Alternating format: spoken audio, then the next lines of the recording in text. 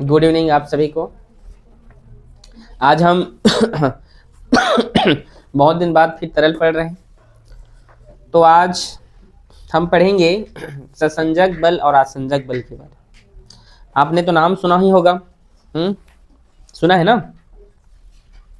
तो देखिए आज का जो हमारा टॉपिक है ये है थ्योरिकल टॉपिक है, ध्यान से समझिएगा। ससंजक बल और दूसरा है आसंजक बल। इसको इंग्लिश में कहते हैं कोहेसिव फोर्स। क्या कहते हैं? Cohesive force. और इसे कहते हैं एडहेसिव फोर्स। ठीक है,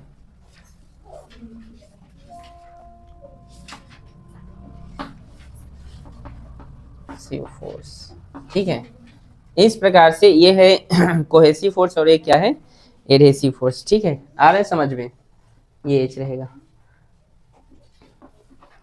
ठीक है, तो क्या होता है ससंजक बल और आसंजक बल, चलिए हम समझते हैं। ठीक है, देखिए समान समान अणुओं के बीच लगने वाला बल। ठीक है, जो समान समान अणु होते हैं, आप सभी को मिल गया? ठीक है, आप लोग के बुक में नहीं मिला है क्या?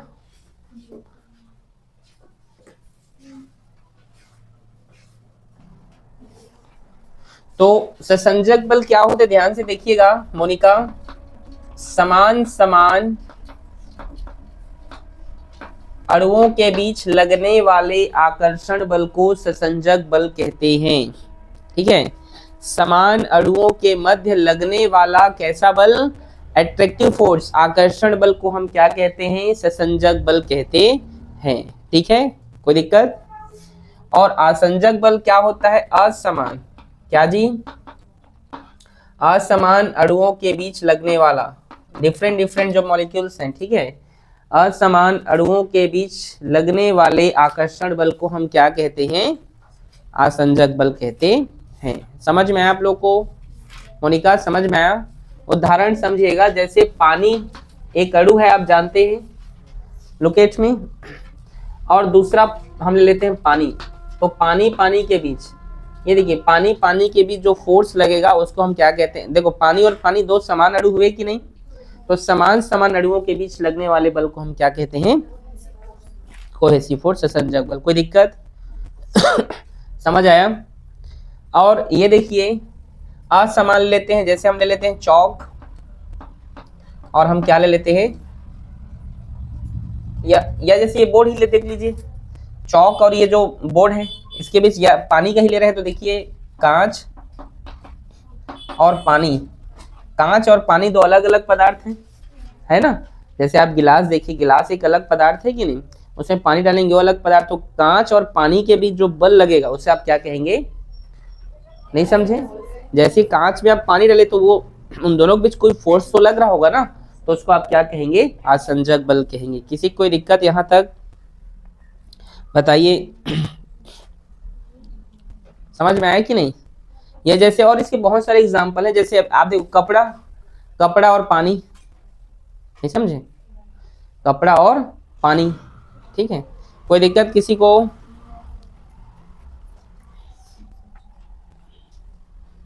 आगे देखें, यदि आसंजक बल का मान क्या हो, यहां पर आप कुछ नोट करके लिखेंगे विशेष करके। आसंजक बल ये बड़ा हो, किससे बड़ा हो? ससंजक बल से। ठीक है, पहला ध्यान से सुनिएगा ना। और दूसरा, यदि आसंजक बल का मान क्या हो? कम हो, किससे? ससंजक बल से। ध्यान सुनिएगा ना, आसंजक बल क्या हो? बड़ा हो, किससे बड़ा हो? ससंजक बल से। और यदि ससंजक बल बड़ा हो आसंजक बल से, तो इस कंडीशन में क्या होता है, ये नोट करके लिखिए। आपको ये तो समझ में आ गया, एग्जाम्पल भी, जैसे कांच और पानी के बीच जो फोर्स लगेगा, समझ आ गया ना आप लोग को? देखिए यदि आसंजक बल का मान ज्यादा होगा तो क्या होता है, और ससंजक बल का मान कम होता है, तो उस कंडीशन में जो पानी होता है ना, जो द्रव होता है, वो किसी ठोस वस्तु को भिगा देता है। नहीं समझे? जैसे आप जानते हैं कपड़ा और पानी, यहां पर ध्यान से समझिए, कपड़ा और पानी, मतलब कहने का मतलब आसंजक बल आप समझ गए, असमान असमान अणु के बीच लगने वाले बल को आप क्या कहते हैं? फोर्स को एडहेसिव फोर्स कहते हैं। आपको तो पता चल गया। यदि आसंजक बल का मान ससंजक बल से बड़ा हो, यदि जल के अणु मजबूत हो, ठीक है, ज्यादा जो है सॉरी, इन दोनों के बीच लगने वाला जो बल है, ठीक है, आसंजक बल का मान ज्यादा है और ससंजक बल मतलब इन दोनों जो आपस में, मान लीजिए लोग जिससे भी वो लोग आपस में बंधे हुए हैं, मान लीजिए कपड़ा कपड़े से, उससे बहुत सारे धागे हैं, ठीक है, तो उसका मान कम हो, लेकिन आसंजक बल का मान अधिक होने के कारण क्या होता है? जो लिक्विड होता है, जो द्रव होता है, वो किसी ठोस वस्तु को भिगा देता है। यहाँ पर कपड़ा क्या हो जाएगा? फिर भीग जाएगा। नहीं समझे? यदि आसंजक बल का मान अधिक हो जाता है, एडहेसिव फोर्स जो है ग्रेटर देन हो जाते हैं किससे? कोहेसिव फोर्स से, तो क्या हो जाता है? जो द्रव होता है, वो जो लिक्विड होता है, वो क्या करता है? किसी भी वस्तु को क्या कर देता है? भिगा देता है। समझे कि नहीं आप लोग? आप लोग पूछे कि आपका कपड़ा गीला क्यों हो जाता है, तो बोलोगे पानी में डालने से होता है। सर ऐसा नहीं, वहां पर आसंजक बल का मान ज्यादा हो जाता है फिजिक्स के अकॉर्डिंग। आया समझ में? फिजिक्स के अनुसार क्या होता है वहां पे? वह आसंजक बल का मान ज्यादा हो जाता है। किसी कोई दिक्कत? कोई दिक्कत जी? अगर आसंजक बल का मान कम हो जाए, ससंजक बल का मान अधिक हो जाए, तो इसका एक उदाहरण बताओ सर। तो इसका उदाहरण आप देख सकते हैं, कमल के पत्ते पर, बहुत सारे एग्जाम्पल हैं। कमल के पत्ते पर पानी की बूंद, किसकी बूंद? आप देखिए हैं यहाँ पर पानी जो है कमल के पत्ते को नहीं भिगा पाता है, वो जो है एक गोल बन जाता है, बनता है कि नहीं? ओस नहीं बोल रहा हूं मैं, ठीक है, जो कमल के पत्ते पर देखिएगा पानी जो गिरता है, ठीक है, वो क्या होता है? गोल गोल बन जाता है, बनता है कि नहीं? क्या उस पत्ते को क्या वो भिगाता है? नहीं, क्योंकि यहाँ पर ससंजक बल ज्यादा मजबूती से है, ठीक है। मतलब कमल के पत्ते और पानी के बीच जो लगने वाला जो बल है, वो उतना जो है आकर्षण ज्यादा मजबूत नहीं है। समझिए, समझ में आप लोग को आया कि नहीं? आप लोग को आया?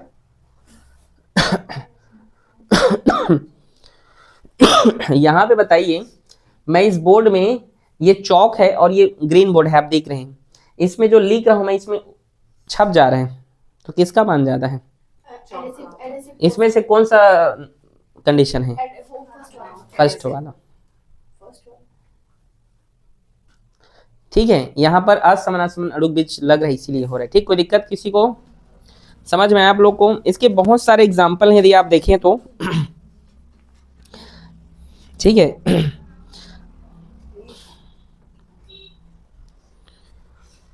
जैसे बहुत सारी चीजें, जैसे हम देखते हैं, यदि पानी के पृष्ठ पर तेल की बूंदें डाल दी जाए, जो पानी का पृष्ठ होता है, पानी होता है, उसके ऊपर में यदि आप तेल की बूंद डाल देते हैं, तो आप जानते हैं वहां पर एक पतली सी परत बन जाती है, बनता है कि नहीं? जैसे ये क्या है? पानी है, इसमें आप तेल को डाल दिए, तब क्या होगा? ये जो ये क्या होगा? यहाँ एक लेयर बन जाते हैं तेल का, और वो फिल्म जैसे बन जाता है। फिल्म मतलब वो चमकते रहता है। देखिए कि नहीं आप लोग ये सब चीजें? देखिए ना, तो यहाँ पर आसंजक बल क्या है? ससंजक बल से अधिक है। समझ में आप लोग को? एक चीज और आपने देखा होगा, मान लो अब यहाँ पे हम तेल देखते हैं, ये तेल है ये, और इसमें आप पानी की बूंद डाल देते हैं तो गोल हो जाता है। नोटिस किया हो कि नहीं? याद है मैं क्या बोलना चाहता हूँ? नहीं होता, ये तेल है, पानी डालते तो गोल गोल नहीं हो जाता है कि वो क्या है? वो सेकेंड वाला, ठीक है। आया समझ में? उसको नहीं भिगा पाता है, समझिए, द्रव उस ठोस उसको नहीं भिगा पा रहे उस द्रव को। समझ में आप लोग को? इसमें बहुत सारे आपके बुक में एग्जाम्पल दिए गए हैं, आप उसको बना लीजिएगा, ठीक है। कोई दिक्कत किसी को?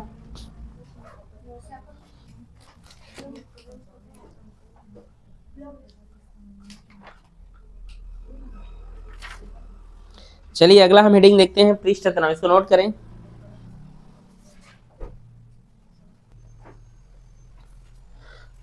अगला हम यहाँ पे देखते हैं पृष्ठ तनाव, इंग्लिश में कहते हैं सरफेस टेंशन। सरफेस टेंशन, ठीक है। पृष्ठ तनाव देखिए, ये एक पात्र है, इसमें जल भरा हुआ है। क्या भरा हुआ है?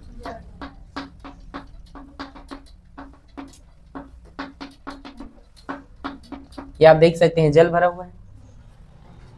और आप जानते हैं कि ऊपर इसका एयर है, हवा है। ऊपर क्या है नितेश? इधर देखिए, इसके ऊपर क्या है? हवा है, और ये जल है। ये मान लीजिए जल के एक अणु है, और ये भी क्या है, जल के अणु है, तो इन दोनों के बीच कौन सा फोर्स लग रहा है, आसंजक सॉरी ससंजक बल लग रहा है, समान समान अणु के बीच लग रहा है ना लग रहा है ना जी। और इसके ऊपर में जो है एयर है, तो एयर और इसके साथ कौन सा फोर्स लगेगा, अलग अलग हो गए तो आसंजक बल लगेगा, एडहेसिव फोर्स।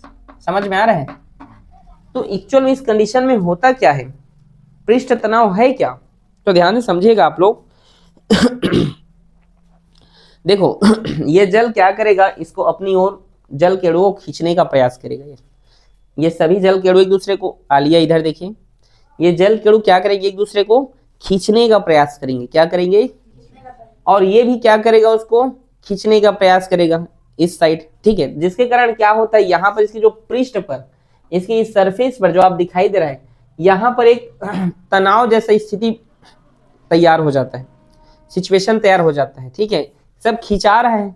तो पृष्ठ तनाव है क्या, तो पृष्ठ तनाव या सरफेस टेंशन किसी द्रव का पृष्ठ तनाव क्या है, तो वह गुण है जिसके कारण उसका जो स्वतंत्र पृष्ठ है, ये जो स्वतंत्र क्या है, जो पृष्ठ है, जो सरफेस है, वो क्या हो जाता है, संकुचित हो जाता है, छत्तीसगढ़ी में सकला जाता है। तो सरफेस इसका जो पृष्ठ है, ये क्या हो जाता है, संकुचित हो जाता है, क्या हो जाता है जी उसी को हम क्या कहते हैं, पृष्ठ तनाव कहते हैं। समझ में आया कि नहीं मतलब उसका कारण है, क्या है कारण, कि जल के अणु एक दूसरे को क्या करते हैं, यहाँ पर खींचने का प्रयास करते रहते हैं, जिसके कारण उसके पृष्ठ पर एक तनाव बन जाता है, उसके स्वतंत्र पृष्ठ पर तनाव की स्थिति बन जाती है, उसी को हम क्या कहते हैं, पृष्ठ तनाव कहते हैं।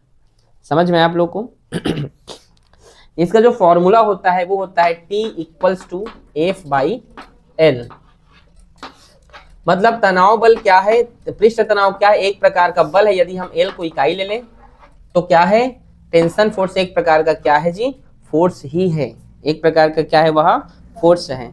इसकी परिभाषा क्या हो सकती है, तो इसी को देख के इसकी हम परिभाषा बना देते हैं। क्या है इसका डेफिनेशन, द्रव के स्वतंत्र सतह पर, ध्यान से सुनिएगा और लिखिएगा, द्रव के स्वतंत्र सतह पर खींची गई किसी काल्पनिक रेखा, द्रव के स्वतंत्र सतह पर खींची गई काल्पनिक रेखा के इकाई लंबाई, इधर देखिए, इकाई लंबाई पर लगने वाले बल को, इकाई लंबाई पर लगने वाले बल को हम क्या कहते हैं, क्या कहते हैं, उसको हम सरफेस टेंशन कहते हैं या पृष्ठ तनाव कहते हैं। द्रव के स्वतंत्र सतह पर खींची गई किसी काल्पनिक रेखा के इकाई लंबाई पर लगने वाले बल को हम क्या कहते हैं, पृष्ठ तनाव कहते हैं।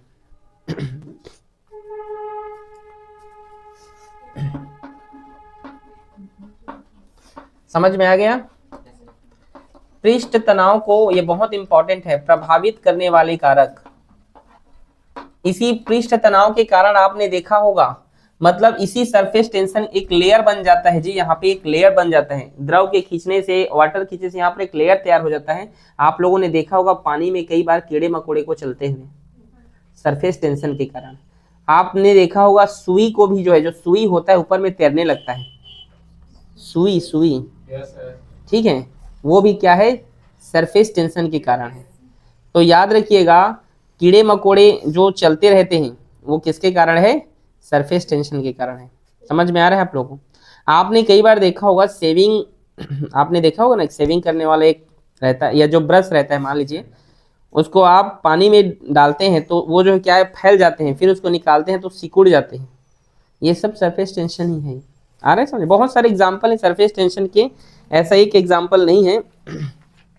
आ रहे समझ में आपको। सुई जो है पानी पर तैरता है, बहुत से कीड़े मकोड़े जो है आसानी से जो है पानी पर चल पाते हैं सरफेस टेंशन कारण। आप जल के पृष्ठ पर आप कपूर डाल दीजिए, कपूर जानते हैं ना, वो जो है वहां पे नाचने लगता है, मतलब अब वो डांसर नहीं, कहने का मतलब है वहां पे समझे, उसमें वाइब्रेशन होने लगता है, उसमें हिलने डुलने लगता है वो, ठीक है, कपूर जल की सतह पर। आप बहुत सारे इसके एग्जाम्पल हैं, आप लोग देख लीजिएगा, ठीक है, ठीक है।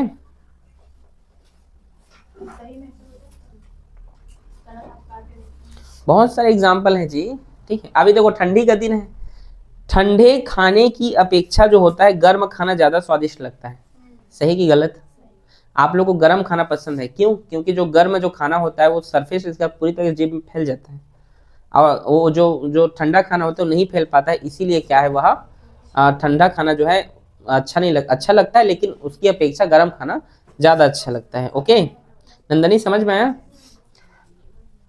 पृष्ठ तनाव को प्रभावित करने वाले कारक, उसको कौन कौन से जो है कारक जो होते हैं उसको प्रभावित करते हैं, ठीक है? तो पदार्थ की विलेयता, पहला क्या है? पदार्थ की विलेयता, इसके हमने उदाहरण देख लिए। अब देखते हैं पदार्थ की विलेयता। तो पदार्थ की विलेयता क्या है?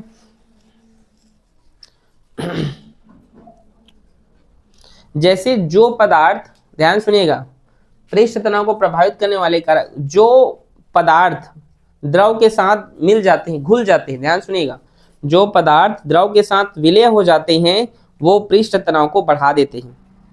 नहीं समझे मैंने क्या कहा? जो पदार्थ की विलेयता, जो पदार्थ पानी में घुल जाते हैं या जो मिल जाते हैं, जैसे पानी और नमक या शक्कर, पानी और नमक ले लीजिए, ये क्या होता है? पानी और नमक उसमें घुल जाता है, तो जो वस्तु पानी में घुल जाती है वो पृष्ठ तनाव की मान को क्या कर देता है? बढ़ा देता है। समझ में आ रहा है आप लोगों को? मोनिका समझ आया बेटा? दूसरा आप ये लिख सकते हैं, जो पदार्थ पानी में नहीं घुलता है वो पृष्ठ तनाव के मान को क्या कर देता है? घटा देता है। जैसे जो नहीं घुलता है, जैसे कौन नहीं घुलता है? जो नहीं घुलता है, तो आप लिख सकते हैं पानी और डिटर्जेंट, डिटर्जेंट, हाँ बोलो। डिटर्जेंट मतलब जो कपड़े उपड़े धोते नहीं हो आप लोग, निरमा बोलते हो ना। डिटर्जेंट कहाँ घुलता है? पानी में घुल जाता है क्या? आज तक बच्चे लोग को यही कंफ्यूजन है कि डिटर्जेंट पानी में घुलता है। डिटर्जेंट पानी में नहीं घुलता है।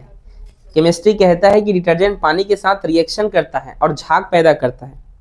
आ रहे समझ में? इसीलिए जो है कपड़े को वो अच्छे से क्लीन करता है। घुलता नहीं है वो क्या होता है? वह रिएक्शन करता है। आया समझ में बात आप लोग को? घुलना कहते हैं जैसे नमक और पानी घुलते हैं, शक्कर घुलता है, वो लोग रिएक्शन करते हैं क्या? कुछ नहीं, लेकिन ये जो है रिएक्ट करता है। कौन रिएक्ट करता है? पानी और डिटर्जेंट। तो आप याद रखिएगा जो नहीं घुलता है वो पृष्ठ तनाव के मान को क्या कर देता है? घटा देता है। इसीलिए आपने देखा होगा, इसीलिए आपने क्या देखा होगा कि आप जो है समुद्र के पानी में जो है आप कपड़े नहीं धो सकते हैं। समुद्र के पानी में कपड़े धोते हैं क्या? क्योंकि वहां पे जो है डिटर्जेंट जो है उसके साथ वो तो होगा ही नहीं तरीके से, क्योंकि वहां पर जो है बहुत ज्यादा वो क्या है? खारा है वो। आ रहे समझे? बहुत सारे इसके एग्जाम्पल है। आपने सुना होगा मृदु जल में जो है डिटर्जेंट जो है अच्छे से वॉश होता है, अच्छे से झाग देता है। मृदु समझ रहे हो? सॉफ्ट वाटर, ठीक है। इसीलिए आप जो है डिटर्जेंट का यूज़ किस में करते हैं आप लोग? नदी या नालों के पानी में। नाले मतलब ये, नाले मतलब आप लोगों में समझना, नाले मतलब होता है जो मान लीजिए तालाब से जो है कोई पानी लिया जाता है, वो नाले की बात कर रहा हूँ। आप लोग इधर मत समझ लेना, ठीक है? आया समझ में आप लोग को? ठीक है। बहुत सारे इसके एग्जाम्पल है। यहाँ तक कोई दिक्कत किसी को नहीं ना? ठीक, नोट करो।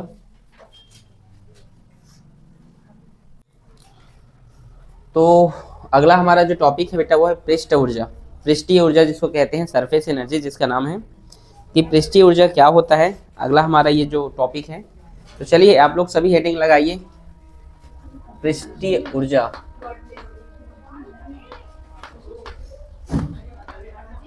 पृष्ठीय ऊर्जा कि पृष्ठीय ऊर्जा क्या है, ठीक है?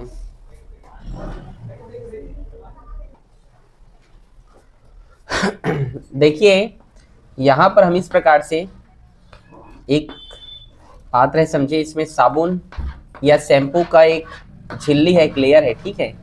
आ रहे समझ में? और यहाँ पर इसको हम क्या कर सकते हैं, ये एक प्रकार का चैम्बर है, समझिए, जिसको हम क्या कर सकते हैं? खींच सकते हैं। मतलब इस परत को हम खींच के नीचे ऐसे बढ़ा सकते हैं। आ रहे समझ में? मतलब ये जो आपको दिख रहा है, ठीक है, जैसे इसका हम नाम देते हैं ए बी, इसका नाम है ए बी। इस पॉइंट को खींच कर नीचे बढ़ाया जा सकता है। आ रहे समझ में? ये क्या है? एक फिल्म है। एक फिल्म मतलब समझ रहे हैं? फिल्म मतलब एक झिल्ली है। कैसा झिल्ली है ये? द्रव की एक पतली झिल्ली है, लिक्विड का एक थिंक लेयर है ये, जो किससे बना हुआ है? साबुन या शैम्पू से। इस प्रकार के झिल्लियों से क्या हुआ? ये बना हुआ है, ठीक है? तो इसको हम खींच देते हैं तो ये कुछ इस दूरी तक तय करता है ये, ठीक है। बल लगाते हैं, इस पर बल लगाते हैं और खींच देते हैं, ठीक है। फोर्स लगाकर जब इसको खींचते हैं तो ये ग्रो कर लेता है, इंक्रीज हो जाता है ए डेज बी डेज के रूप में, ठीक है। यहाँ तक किसी कोई दिक्कत तो नहीं, बताइए समझ में आया? आगे और ये इसकी यहाँ से दूरी हम ले लेते हैं डेल एक्स, क्या लेते हैं? Del x. फिर से बता रहा हूँ, देखिए एक यहाँ पर ये द्रव की एक झिल्ली है ये, और ये एक प्रकार की ये जो लेयर है जिसको खींच के नीचे बढ़ाया जा सकता है, आ रहा है समझ में? तो यहाँ से यहाँ तक किसकी दूरी क्या है? यहाँ पे डेल एक्स है, ठीक है, कोई दिक्कत? और ए से बी तक की जो डिस्टेंस है या लंबाई हम मान लेते हैं एल है, ठीक है। हल्ला ना करें बच्चे लोग इधर, यहाँ तक कोई दिक्कत किसी को? बताइए। तो पृष्ठीय ऊर्जा, पृष्ठीय ऊर्जा का परिभाषा क्या है? तो पृष्ठीय फिल्म के, ये पृष्ठीय फिल्म है, ध्यान सुनिएगा, पृष्ठीय फिल्म के प्रति एकांक क्षेत्रफल में जो संचित स्थितिज ऊर्जा होती है उसी को हम क्या कहते हैं? पृष्ठीय ऊर्जा कहते हैं। समझ में आप लोग को आया कि नहीं? या कुछ आप ऐसे बोल सकते हैं, आपके बुक में जो लिखा है उसे देख लीजिएगा कि पृष्ठीय फिल्म क्या है? प्रति एकांक क्षेत्रफल में, प्रति एकांक क्षेत्रफल में वृद्धि करने के लिए किए गए कार्य को, वृद्धि करने के लिए किए गए कार्य को हम क्या कहते हैं? पृष्ठीय ऊर्जा कहते हैं। तो इसमें कार्य करना पड़ रहा है, तो W इक्वल्स टू कार्य का सूत्र F इंटू डिस्प्लेसमेंट होता है। इधर देखिए, और कितने का डिस्प्लेसमेंट हुआ है? डेल एक्स का, ठीक है। कितने का कार्य हुआ, सॉरी कितने का डिस्प्लेसमेंट हुआ यहाँ पे? डेल एक्स का। अभी आप एक फॉर्मूला जानते हैं, अभी आपने एक फॉर्मूला पढ़ा, वो फॉर्मूला यहाँ पे मैं लिख रहा हूँ, T equals to F by L, आपने ये पढ़ा, ठीक है, पढ़ा ना सरफेस टेंशन में? तो ये जो फॉर्मूला है यहाँ पे इसको हम लिखेंगे 2L। क्यों लिखेंगे 2L? क्योंकि यहाँ पे ये जो लेयर है, लेयर का दो किनारा, दो भाग है, एक सामने है और एक पीछे। जैसे आप कोई भी लेयर देखते हैं उसके दो, जैसे कोई भी लेयर होता है उसके दो पृष्ठ होते हैं, एक सामने एक उसका पीछे। इमेजिनेबल कीजिए, जैसे आप एक साबुन का एक लेयर बना लीजिए, उसके दो पृष्ठ होते हैं, एक आप सामने में देखते हैं कि उसका पीछे होता है, तो दो लेयर। इस प्रकार से यहाँ पे हम उसके 2 से यहाँ पे इंटू करेंगे इसको, और यहाँ f का वैल्यू निकालना चाहे तो f इक्वल्स टू क्या होगा? T into 2L। तो यहाँ पर f का वैल्यू इसको पुटअप कर दें, T into 2L into del x. W equals to, ये लंबाई है और देखिए, और ये इसकी चौड़ाई है कि नहीं? और लंबाई और चौड़ाई क्या होता है बताइए? क्या होता है लंबाई और चौड़ाई? क्षेत्रफल होता है। मैथ वाले बैठे हैं आप लोग, फिर भी जी लंबाई गुणित चौड़ाई क्या होता है? क्षेत्रफल। तो ये T और ये लंबाई और चौड़ाई है उसका, तो डेल A, यही इसके लिए क्या है? सूत्र है, ठीक है। W बराबर T डेल A, या इसको हम कुछ इस प्रकार से भी लिख सकते हैं T equals to W by del A। आया समझ में? तो पृष्ठ ऊर्जा क्या है? आपने देखा कि पृष्ठीय फिल्म के प्रति एकांक क्षेत्रफल में वृद्धि करने के लिए किए गए कार्य को हम क्या कहते हैं? पृष्ठ ऊर्जा कहते हैं, ठीक है। अगला टॉपिक है स्पर्श कोण। क्या है? स्पर्श कोण, एंगल ऑफ कांटेक्ट कहते हैं इसको। इसके लिए हम जो है इस प्रकार से 3 नली लेते हैं, ठीक है। ये देखिए कितने नली लिए हैं यहाँ पे? 3 नली। ध्यान से समझिएगा। ये जो नली है ये कांच का है, ये किसका है? ये नली कांच का, और इसमें हम भरे हुए हैं पानी। क्या भरे हुए हैं? ये कांच की नली है, किसकी नली है? और इसमें हम क्या भरे हुए हैं? पारा, ठीक है। और ये जो नली है ये चांदी की नली है, किसकी नली है? और इसमें हम क्या भरे हुए हैं? शुद्ध जल। तो जब इस प्रकार से हम किसी भी नली में, किसी ट्यूब में इस प्रकार से जब भरते हैं तो इसका जो शेप होता है कुछ इस प्रकार से होता है, ठीक है, आया समझ में? और जब कांच की नली में हम पारा डालते हैं तो कुछ इस प्रकार से वो होता है, वक्री आकार का। और जब हम चांदी की नली में हम शुद्ध जल भरते हैं तो कुछ इस प्रकार से वह दिखाई देते हैं, ठीक। यहाँ तक किसी कोई दिक्कत? समझ में आया? आया जी। तो स्पर्श कोण क्या है? द्रव और ठोस के बीच खींची गई एक कोण, एक एंगल, ठीक। ठोस और द्रव के बीच खींचा गया एक कोण होता है, एक एंगल होता है, आ रहा है समझ में, उसी को हम क्या कहते हैं, जैसे इन दोनों के बीच भी हम क्या करेंगे, एक रेखा, एक कोण खींचेंगे, क्या खींचेंगे, एक कोण खींचेंगे, तो यहाँ पर जो कोण बन रहा है, ठीक है, द्रव और ठोस के बीच, वही क्या होगा, स्पर्श कोण होता है, ठीक है। और ये समतल है तो कुछ इस प्रकार से, ठीक है।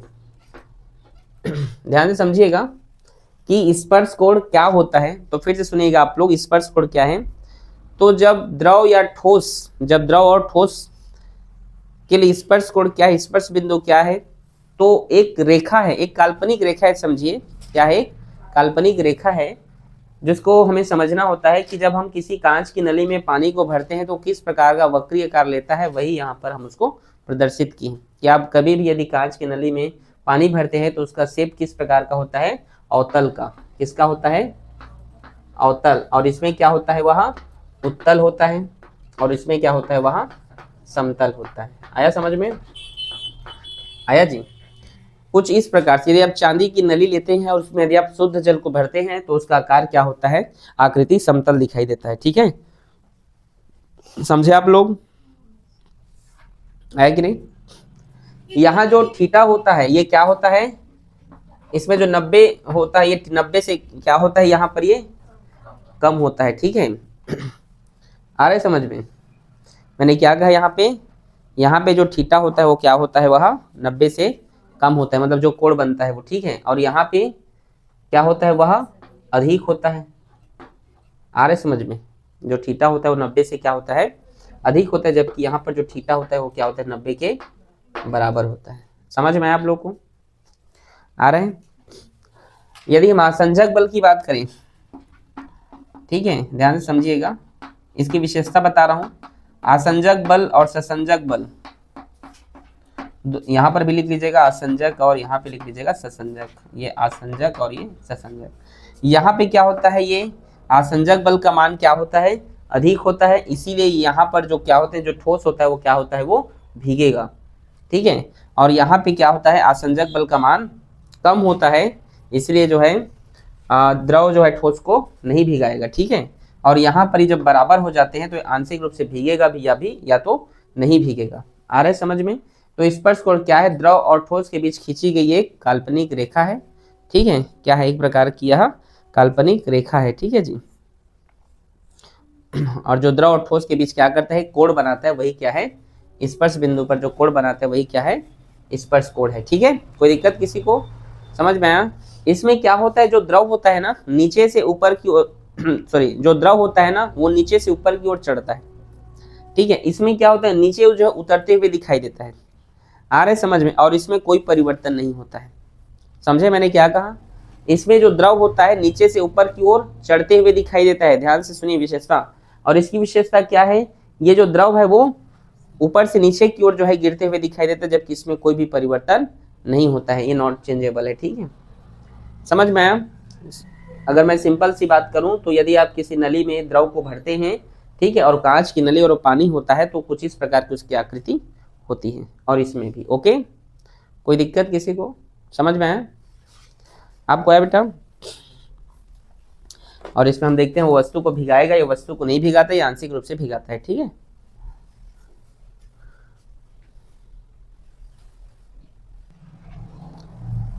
अगला है बूंद के अंदर अतिरिक्त दाब। आपने पानी की बूंदें देखी हैं, बूंद के अंदर अतिरिक्त दाब,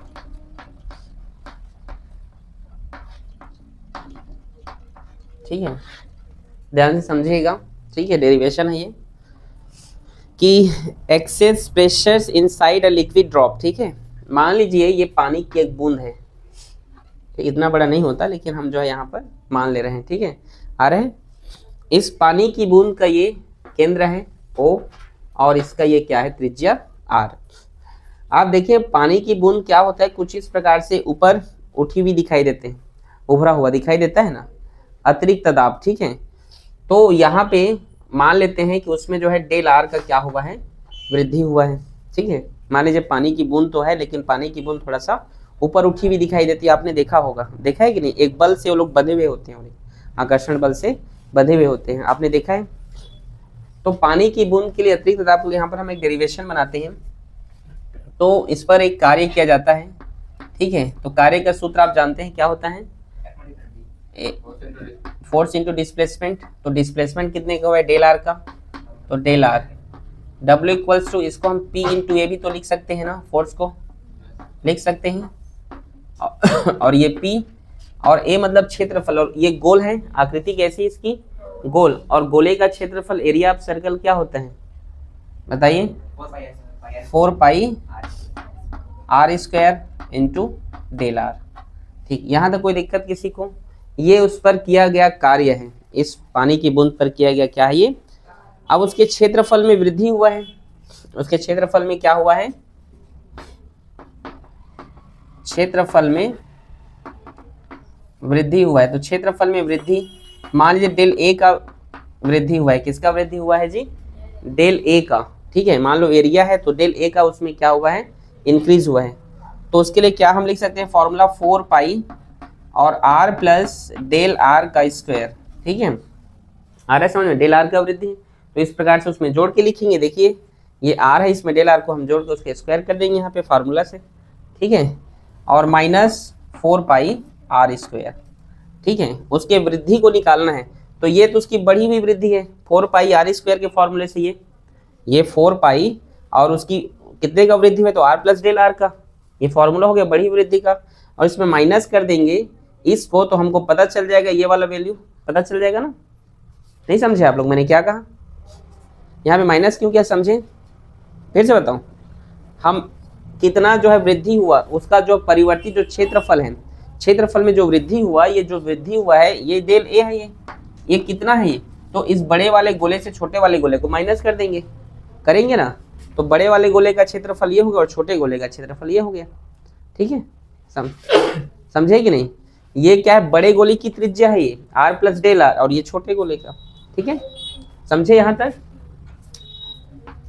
4 pi A plus B call square, ये क्या होता है, ए का स्क्वायर प्लस बी का square plus 2 B minus 4 pi are square.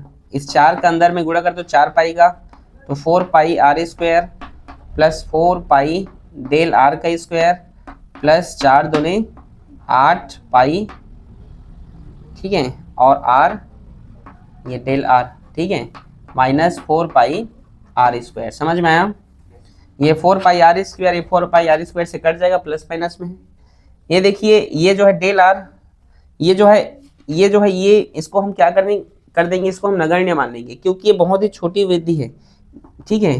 देखो ये डेल लगा है, आर लगा और स्क्वायर लगा है, तो ये बहुत छोटा है, नगण्य है, इसीलिए हम इसका क्या कर देंगे, नेग्लिजिबल कर देंगे, इसकी उपेक्षा कर देंगे। तो हमारे पास बढ़ी हुई वृद्धि का एरिया कितना निकल कर आ गया, 8 पाई आर इंटू डेल आर। समझ में आया, यहाँ तक कोई दिक्कत। और अभी हमने एक फॉर्मूला पढ़ा है, क्या फॉर्मूला, कि W इक्वल्स टू, ठीक है, T इंटू डेल ए, अभी पढ़ा ना, W इक्वल्स टू पढ़े ना, T इंटू डेल ए। तो W का वैल्यू देखिए वहाँ पे गिवन है, P into 4 pi are square into del R, और इक्वल्स टू T का T, और डेल ए का वैल्यू यहाँ पर आप देख सकते हैं क्या है, 8 पाई आर इंटू डेल आर। कोई दिक्कत। अब देखिए बराबर में है ना, ये पाई इस पाई से कैंसिल हो जाएगा, यहाँ पर ये जो डेल आर है इस डेल आर से कैंसिल हो गया, ये आर एक आर से कैंसिल हो गया, ये 4 बचा, ये 4 एकम 4 और ये 4 दूने 8।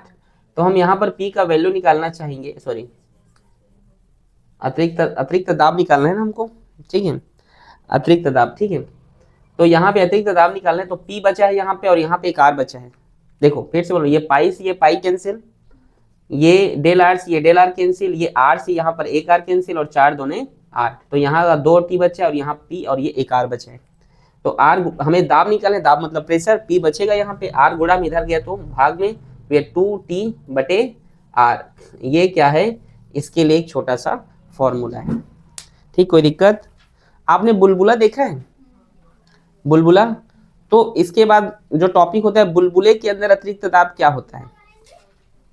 तो सब फॉर्मूला सेम है, सब डेरिवेशन सेम है, ठीक है। इसको अलग अलग टीचर अलग अलग तरीके से बनाते हैं, मैं यहाँ पर एक बस चेंज कर दे रहा हूँ बाकी। लेकिन अगर पेपर में बुलबुला के लिए आएगा तो आपको शुरू से बनाना होगा, ठीक है। खाली ये 2 लाइन का फॉर्मूला नहीं लिखना है, ठीक है। तो यहाँ पे अगला हमारा जो टॉपिक है वह बुलबुले के अंदर, किसके अंदर, बुलबुले के अंदर अतिरिक्त दाब, ये कैसे होता है। तो बस P इक्वल्स टू 2T और यहाँ पे क्या, सॉरी यहाँ 2 का गुणा कर देते हैं, क्या कर देते हैं इसमें 2 का गुणा, तो 2 का गुणा कर देंगे तो क्या होगा, 2 दूने 4T/R। लेकिन अगर आपको परीक्षा में बुलबुले के अंदर पूछेगा तो आप यहाँ से बनाएंगे, बूंद के लिए पूछेगा तो यहाँ तक बस, ठीक है। कोई दिक्कत है, समझ में आया कि नहीं। तो इस तरीके से ये आपको कहीं पर कुछ पूछना है किसी को, ठीक, नोट करो।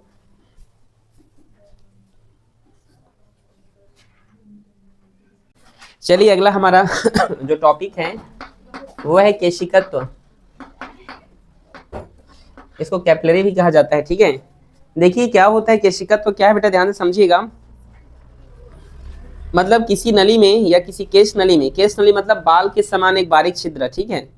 तो मतलब दोनों सिरों पर खुली बारीक छिद्र, दोनों सिरों से, जैसे मान लो ये दोनों सिरों से, ठीक है, दोनों सिरों से क्या जी, बारीक छिद्र, बारीक खुली बारीक छिद्र वाली नली को केश नली कहते हैं।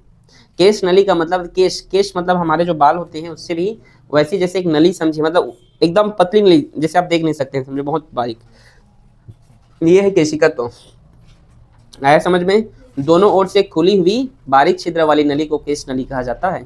इसके बहुत सारे एग्जाम्पल हैं, आपने देखा होगा बरसात के दिनों में, ध्यान सुनिएगा, बरसात के दिनों में क्या होता है, दीवार, बारिश की नमी के कारण क्या होता है, दीवार जो है गीले हो जाते हैं, आपने देखा होगा, केश जिसको सीलन बोलते हैं आप लोग, ठीक है। तो वही क्या है, इसका एग्जाम्पल है। जैसे आपने ये भी देखा होगा कि किसी, जैसे आपने दिया देखा है कि नहीं, दिया के कारण देखिए उसमें एकदम बारीक छिद्र होते हैं, जिसके कारण क्या होते हैं, जो तेल होते हैं ऊपर की ओर चढ़ता है और जलने लगता है वो। आप ये भी जानते हैं कि पानी, मान लीजिए 2 बर्तन ले लीजिएगा और क्या कीजिएगा, दोनों सिरों को भिगा दीजिएगा उसके, ठीक है। और क्या कीजिएगा, जब उसको आप छोड़ देंगे कुछ समय बाद तो देखना पानी जो है एक सिरे से खत्म हो जाता है। नहीं समझे मैंने क्या कहा। जैसे मान लीजिए इस प्रकार से आप एक पात्र लीजिए, बर्तन, इसमें आप पानी भर दीजिए, इसमें एक रस्सी मतलब एक कपड़े को भिगा के इस प्रकार से रख दीजिए, धीरे धीरे देखेंगे कि जो है ये कपड़ा पूरा भीग जाएगा और ये पानी जो है इस प्रकार से इसमें आ जाएगा। किसके कारण, केशिकत्व के कारण।